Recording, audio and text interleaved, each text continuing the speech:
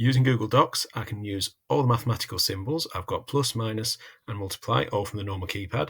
And then I've gone into insert characters for the division sign. Now I want to add fractions. Now there's lots of different ways of doing fractions, which are very time consuming. Google Docs has got a much quicker one. So I'm going to put the cursor where I want it to be.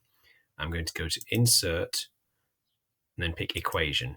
Brings me up a new little bar here.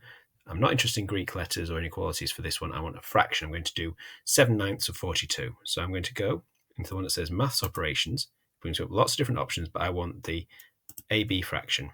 Now it brings it up in a little box here that's rather small. So all I'm going to do, I'm going to swipe over it so it behaves just like a character and make it bigger so that we can see what's going on in it.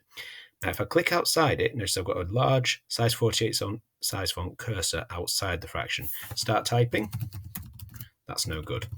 What I want to do is I want to click on the fraction. So at the moment, it's set myself up to write in the denominator. I want to go up to the numerator, and I'm going to have 7. And then once I've put my top number in, or my numerator, I then need to press enter, and that takes me to the denominator. I press 9. And at that point, I can click outside of the fraction. See, I've got this little blue box. If I click outside of my equation, I can type 7/9 of 42. There, I've got myself a fraction.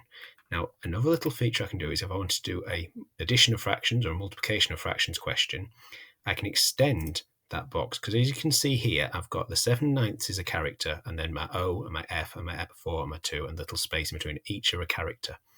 So it can all be edited together. But this character remains separate from the rest. Now, what I'm going to do, I'm going to click down here. I'm going to give myself a bit of space. I'm going to go insert again. I'm going to go insert equation. That brings up my little equation box. So I'm going to do 7/9 add 4/8. So I'm going to have 7. I press enter, 9ths. Now this time, rather than pressing space or clicking over here and having to have another equation box, I'm going to extend it. Now if I just press space and start trying to have add 4/8, it's carrying on with my denominator. So what I need to do is I need to press enter again. That brings me up alongside and extends my box. So I've now got 7/9 plus sign. I want to have 4/8. So I go up to the top again. I'm going to have another fraction in there, and again 4, and I press enter again, 8ths. That gives me a fraction addition question.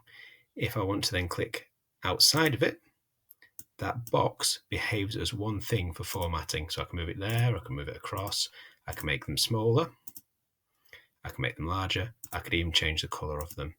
That is the easy way to get fractions into a Google Doc.